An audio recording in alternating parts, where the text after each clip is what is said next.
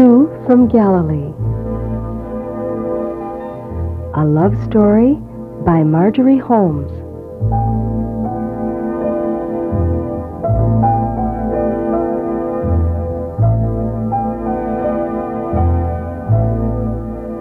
We continue today with our third reading from Two from Galilee, and as we review the first two chapters that we have read, Mary is interested in Joseph. Joseph is a young, poor fellow who comes from a poor family.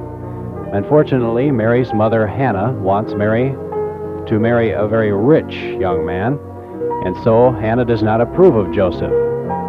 Now, Mary has made the mistake of inviting Joseph over for dinner without first asking her parents.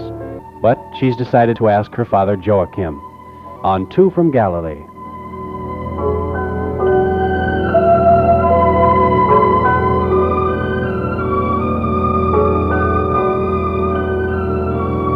Her father stared at her from his rough red brows. His heavy face was troubled. Here? This night? To break bread with us? Mary nodded. Until now it had seemed so simple, even inevitable. Such had been the urgency of her desire. Several times during the morning she had been tempted to speak of it to her mother, for to her surprise, Hannah had not been angry about the long time it had taken her to fetch the water, and there had been a precious harmony between them grinding the flour. A curious new feeling of unity as their hands moved in the familiar rhythms of the mill, pulling the handle back and forth. Before, the rasp of the stones had often seemed to her like the very air that hovered sometimes between her and Hannah. It was gritty. Yet this morning the millstones had made a kind of homely music as they ground the grain, and they smiled at each other through the little haze of dust from their mutual task. And when Mary spilled the meal, rising too abruptly to dump the fine, soft cone into the bin, her mother had said only, "Don't worry, we can grind more. A woman's hands do tremble sometimes, and especially at this time of the month." "Oh, Mother, that is not the only reason my hands tremble. These hands touched those of Joseph this morning. He loves me, I know it, but he's too proud to humble himself before us. He fears your rejection. Oh, Mother, so bright and full of vigor, in so many ways so dear, don't give him cause to avoid and deny me any longer." But Hannah's very patience stayed Mary's words. Mary could not bear to spoil this rare mood that sifted so exquisitely through her reverie.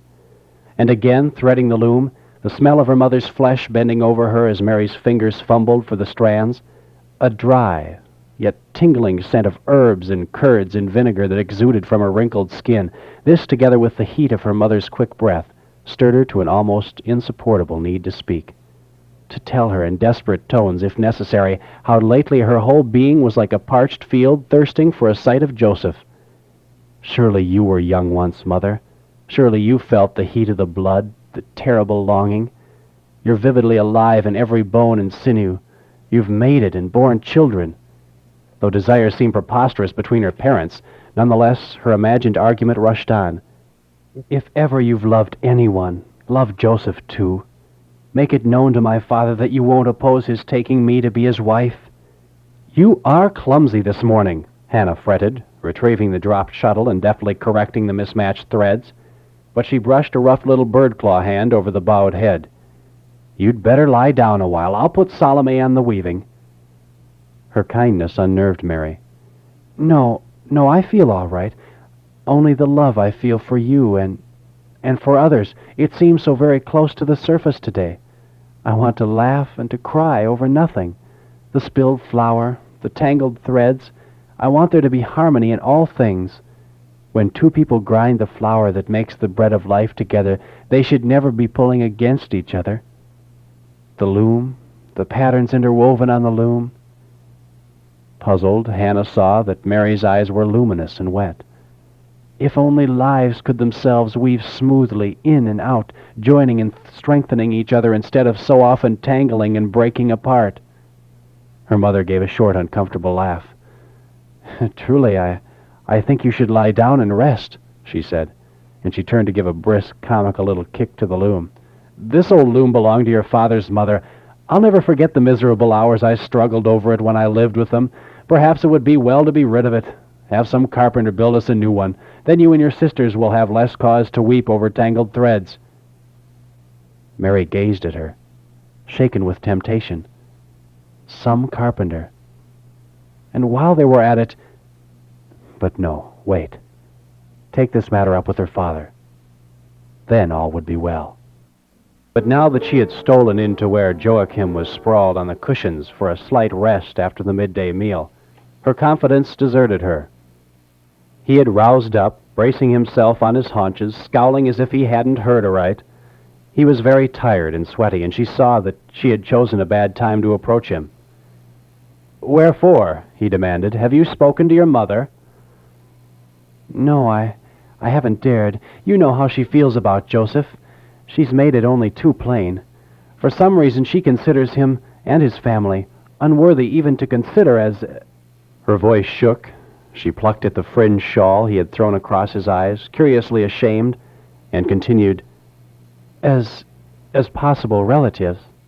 "No, now it isn't now, Mary, that she finds them unworthy. It's just that when the time comes, there are likelier candidates." "Likelier? In what ways, Father? Surely you can't believe that how much a man owns or even the amount of his knowledge are what makes for happiness. Better a dinner of herbs where love is than a fattened ox and hatred with it." Yes, there's a proverb for everything. It's also written that children are to obey their parents, particularly to respect their mothers. Mary let that pass. "You never went beyond the village school, Father, but you've studied. You're wise in the things that matter. You'll never own a camel or a fine house, but you've given my mother more important things, kindness and devotion and love." Her voice broke. It was hard to name it like this in the cold glare of midday. "The kind of love that Joseph and only Joseph is prepared to give me." Joachim smiled crookedly and locked his blunt fingers behind his head. "Mary speaks out of her youth and inexperience. Living together in peace and joy is not a matter of passions, but of patience. It's like nurturing a seed that's been planted, often in unyielding ground, waiting and tending and wondering sometimes if love will ever sprout at all." Mary said quickly, "Truly that is often the case when parents choose their children's mates, but when love is already full-blown between two people, the painful waiting is avoided." Now, he said. Yawning, he turned his back, burrowing deeper into the cushions as if to escape this painful discussion. "Why are we speaking of such things? You're still a child and so dear to us. And yes, you're still needed, Mary. There's plenty of time yet." "Forgive me, Father, but I am not a child any longer. I haven't felt like a child for more than a year. My friends and cousins are betrothed and are being married, while I, for all my mother's foolish boasts, am forced to dangle like poor fruit on a vine." "Poor fruit!" Thumping the pillows, he turned back to her, laughing, but stopped abruptly at the expression on her face. "I'm almost 14, Father," she said, "and I have become nubile this day." "Truly?" He was astounded that she should confide in him. The news should have come from her mother. Embarrassed and yet touched, his eyes filmed. "Truly?" he muttered again and passed his hand in a gesture of mute wonder and denial across his jaw. "It seems only yesterday you were a babe in your mother's arms, our firstborn," he reflected on the never-ending wonder. "And then riding the ox into the fields with me. Remember, Mary?" He stretched out a hand and awkwardly fondled her wrist. "Remember the little songs and games we used to play?" "Yes, Father, I remember," she said, trying not to sound impatient. It was all so inconsequential and long ago. He must not think to divert her with such memories. Time was fleeing. He must rouse up and go back into the fields. "But about Joseph. Please say that you will bid him join us, and what's more, speak to Mother, urging her to make him welcome here again." He got up, grunting, and focused his attention on fastening the leather girdle at his waist. "Why, he's stalling," she realized, dismayed. "He's trying to think how to put me off without letting me know he's afraid of her, too." "You know, we seldom have company except on Sabbath Eve, and your mother has many children to cook for, Mary." "Hospitality should not be confined only to one day of the week, Father. Tell her that I will prepare the meal." and it's hard to cross her. Remember that she is your mother, and she's to be honored as the commandment says. Is she not also your wife, and commanded to obey? Both were on their feet now, their glances locked. Joachim sighed heavily. Mary, is this matter of such consequence to you that you would come between your mother and father to achieve your ends? She didn't answer for a second. Unconsciously, her hands had come together in a fierce attitude of supplication. She said, I love both of you, Father. It grieves me to think of hurting either of you, but as you have just reminded me, you and I have been close from the time I was a little girl. While women, two women, alike as we are in our bodies, there is often a great difference in how we feel. If I were to speak out, there would be a clashing of swords. There is often a clashing in the air, even when I keep my peace, she said regretfully. But with you I can speak freely. The words were true, yet she recognized their element of blandishment. Joseph and I love each other, Father, and it's not a thing sprung up overnight. It's been growing between us for years. But I also love you, and if you tell me to put him out of my heart, I will speak of him no more. But if you understand even a little bit how it is with me, then you will at least open your mind and try to see his qualities before you order me to cast him aside. Joachim stood, pondering. The column of sunlight that had slanted through the room was beginning to recede. There was the shrill sound of children's voices coming from the yard. A stray dog seemed to have joined the games. They could hear it barking in a gay frenzy. I have no objection to Joseph, he said finally. He's a fine young man. No doubt he would be a good husband. But I have been able to give your mother very little, and she's always taken such pride in you. To make what seems such a poor match for our eldest, I needn't tell you.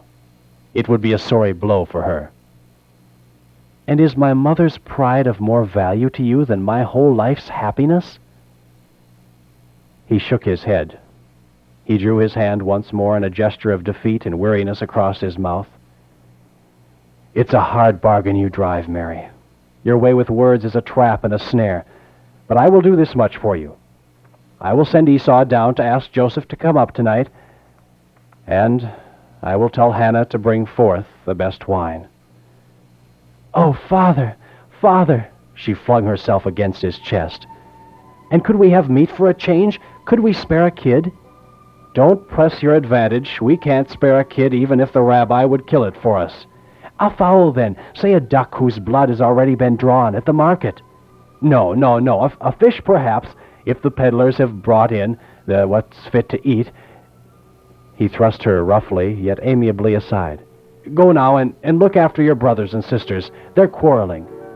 Quarreling is something that has always sickened me, you know. Thrusting back his shoulders, Joachim tramped off to find his wife.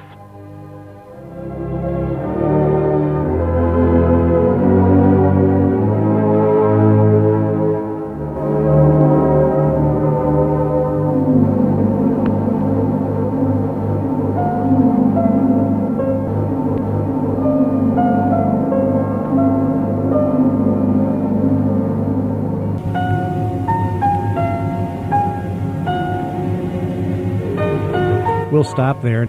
We'll find out next time what happens and what comes of this as we continue our love story of Mary and Joseph, written by Marjorie Holmes, Two from Galilee.